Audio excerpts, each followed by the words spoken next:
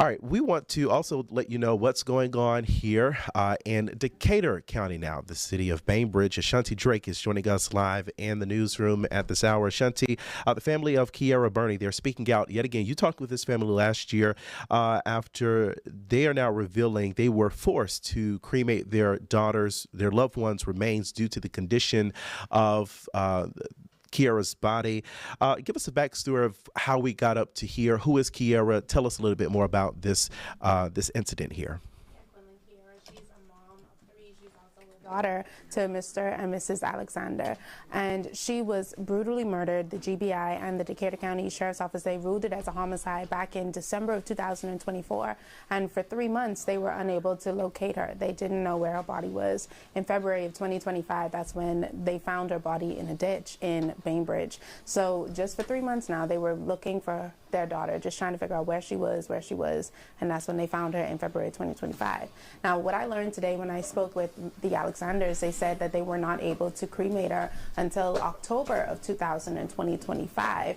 For the past couple of months, between February and October, they were just working with the GBI, trying to get her body, dealt with within the autopsies and just trying to get some closure there. And then they were finally able to get her body back in October. That's when they were forced to cremate her because of the state of decomposition at that time. So here's the biggest thing. They still never found her murderer. They never got any justice for her murder. And we can say murder because, like we said, the GBI has ruled it a homicide. Decatur County Sheriff's Office co-signed on it as it was a homicide.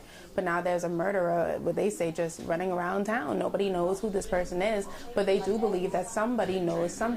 So a year now, almost a year later, and some change, about 15 months later since she first went missing, they're asking for the public to not forget about Kiera, to not forget about who she was, how she lived, her children, and to help them get some answers in bringing the person who took their loved one's life from them to justice. Yeah. I can only imagine what this family is going through, what they're experiencing, because, your loved one being murdered, and then on top of that, they were trying to find her and then not being able to give her the proper burial and say the goodbyes of how they would want to.